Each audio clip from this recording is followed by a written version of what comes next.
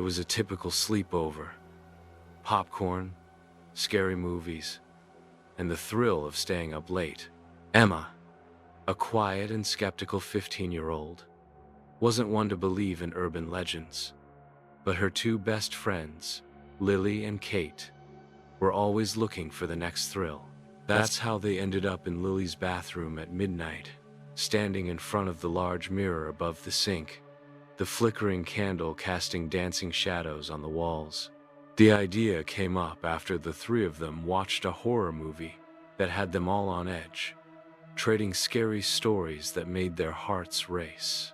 Kate, with her adventurous spirit, was the one who brought up the infamous urban legend, Bloody Mary. The ritual was simple, or so they thought. Stand in front of a mirror in the dark, light a candle, and say her name 3 times. Supposedly, the vengeful spirit of a woman named Mary would appear, seeking revenge for some unknown wrong done to her in life. "It's not real," Emma insisted, crossing her arms defiantly. "It's just something people made up to scare little kids. There's no way a ghost can come through a mirror. It's all just a trick of the light, or our imaginations." "Then prove it." Kate shot back with a sly grin, her eyes sparkling with mischief. She loved a good scare, and the thought of challenging Emma only fueled her excitement. Lily, always the peacemaker, chimed in with a hopeful tone. "Come on, Emma. What's the worst that could happen? We'll laugh about it after. It'll be fun. Just a little harmless thrill." Reluctantly, Emma agreed, though a knot of unease twisted in her stomach. The 3 girls filed into the darkened bathroom, the air thick with anticipation and a hint of fear. A single flickering candle cast eerie shadows on the walls, making the room feel alive with unseen presences.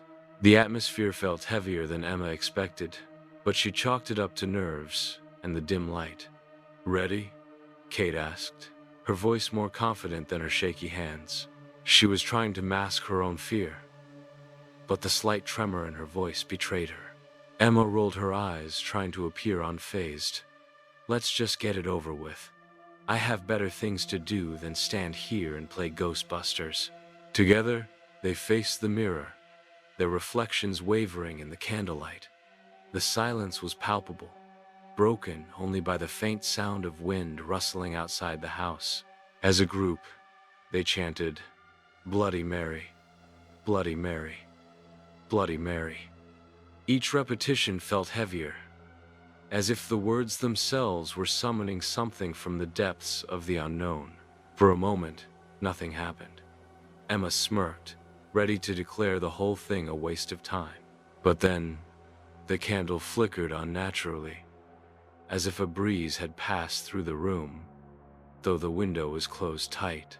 The temperature seemed to drop, and a faint scratching sound echoed from the mirror, sending chills down their spines. "What was that?" Lily whispered, clutching Emma's arm tightly, her eyes wide with fear. Before anyone could answer, a shadow began to form in the mirror. It was faint at first, just a dark smudge against the glass, but it quickly grew darker and more distinct. The face of a pale woman with hollow eyes and blood dripping from her mouth emerged, her gaze locking onto the 3 terrified girls. She reached toward them, her fingers pressing against the other side of the glass as if trying to break through, her expression a mix of rage and sorrow. Emma screamed and stumbled backward, knocking over the candle. The room plunged into complete darkness, the flickering light extinguished in an instant. In the chaos, the bathroom door slammed shut on its own, trapping the girls inside. They scrambled for the light switch, but it wouldn't work, as if the very electricity had been snuffed out.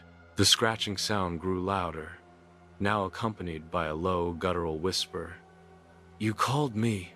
Lily started banging on the door, yelling for help, her voice rising in panic, while Kate huddled in the corner, crying, her fear overwhelming her. Emma, shaking but determined, grabbed her phone and used the flashlight to illuminate the room. The beam of light cut through the darkness, revealing the mirror, which was completely black now, like a void, and the woman's face was gone, leaving only a chilling emptiness behind. Finally, the bathroom door creaked open on its own, and the girls bolted out, tripping over each other in their rush to escape. When they reached the safety of the living room, they noticed something chilling. Written in smeared red letters on Emma's arm were the words, "I'll be back." The sight sent a wave of terror through them, and they huddled together, trying to make sense of what had just happened. I never believed in any of that stuff, you know? I thought it was just a stupid game, something for little kids to get scared over. But when I saw her, when I heard that voice, I've never been so scared in my life. It felt real, like she was really there, watching us. I don't know if I'll ever look in a mirror the same way again. I keep thinking about her face, how she looked at us with such anger and sadness. It haunts me. I was the one who thought it would be fun, but now I feel so guilty. I can't stop hearing that voice in my head, and sometimes I think I see shadows in mirrors that aren't really there. I don't even know how the door locked on its own, or how it opened again. I just know I'm never doing anything like that again. I feel like I've opened a door that shouldn't have been opened, and now I can't close it. At first, it was just supposed to be a fun, scary story. But when the mirror went dark, and that thing came through, I just froze. I couldn't move or scream. I still feel like she's watching me somehow. I wish we'd never done it. I keep replaying the moment in my head, and I can't shake the feeling that she's still out there, waiting for us to call her again. When we got the call, it sounded like a typical case of kids scaring themselves. But when I arrived at the house, the girls were visibly shaken, pale, and crying. They all said the same thing, described the same woman in the mirror. What really got me, though, was the writing on Emma's arm. It wasn't ink or paint. It looked like it had been scratched onto her skin, but there was no blood, no signs of injury. We couldn't explain it. I've seen a lot of strange things in my career, but this one was different. It felt like something beyond our understanding had taken place. As the officer spoke, he couldn't shake the feeling that there was more to the story than what the girls had shared. He had heard of urban legends before, but this one felt too real, too close to something sinister. He made a note to follow up on any similar reports in the area, just in case. In the days that followed, the girls struggled to return to normalcy. Emma found herself avoiding mirrors, her heart racing every time she caught a glimpse of her reflection. Lily became withdrawn, often staring off into space as if lost in thought, while Kate's laughter faded, replaced by a lingering fear that clung to her like a shadow. They tried to talk about it, to rationalize what had happened, but the experience left them feeling isolated. They had shared something terrifying, yet they couldn't find the words to express the depth of their fear. Each night, as darkness fell, they would text each other, checking in, sharing their fears, and trying to find comfort in their friendship. One evening, Emma decided to confront her fear. She stood in front of her bedroom mirror, candle in hand, determined to prove to herself that Bloody Mary was just a myth. She took a deep breath and whispered, "Bloody Mary." The candle flickered, and for a moment, she thought she saw a shadow behind her. Panic surged through her, and she quickly extinguished the candle, vowing never to tempt fate again. As weeks turned into months, the memory of that night lingered like a ghost in their minds. They would occasionally share nervous laughter, but the underlying tension remained. Emma often found herself glancing at her arm, where the words, "I'll be back," had faded but never fully disappeared from her memory. One fateful night, as a storm raged outside, the girls gathered at Lily's house again, seeking comfort in each other's presence.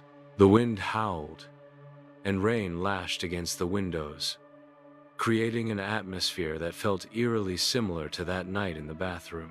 They huddled together on the couch, sharing stories and trying to distract themselves from the fear that had become a part of their lives. But as the clock struck midnight, the power went out, plunging them into darkness. The flickering candle they had lit for ambiance suddenly became a source of dread. Emma's heart raced as she felt the familiar knot of fear tighten in her stomach. "Let's not do this again," Emma said, her voice trembling. "We can just talk about something else." But Kate, emboldened by the darkness, suggested, "What if we try it one more time, just to prove it's all in our heads?" Lily hesitated, glancing at Emma, who shook her head vigorously. "No way. We don't need to do that. We've already seen enough." But the thrill of the challenge was too tempting for Kate. "Come on, just one more time. We'll do it together, and if nothing happens, we can finally put this behind us." With a heavy heart, Emma reluctantly agreed, knowing that the fear of the unknown was worse than facing it head-on. They made their way to the bathroom, the candle flickering ominously as they entered. The atmosphere felt charged, as if the very air was thick with anticipation. "Ready?" Kate asked, her voice barely above a whisper. Emma nodded, though her heart raced. They stood in front of the mirror, the candle casting long shadows on the walls.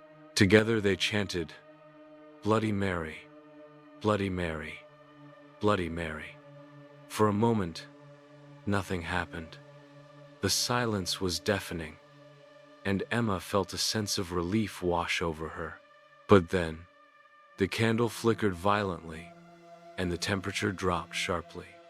The mirror began to ripple, and a shadowy figure emerged, more defined than before. The girl screamed, and the figure's face became clear. A pale woman with hollow eyes and blood dripping from her mouth. She reached toward them, her fingers stretching out as if trying to grasp them through the glass. "Run!" Emma shouted, and they bolted from the bathroom, the door slamming shut behind them.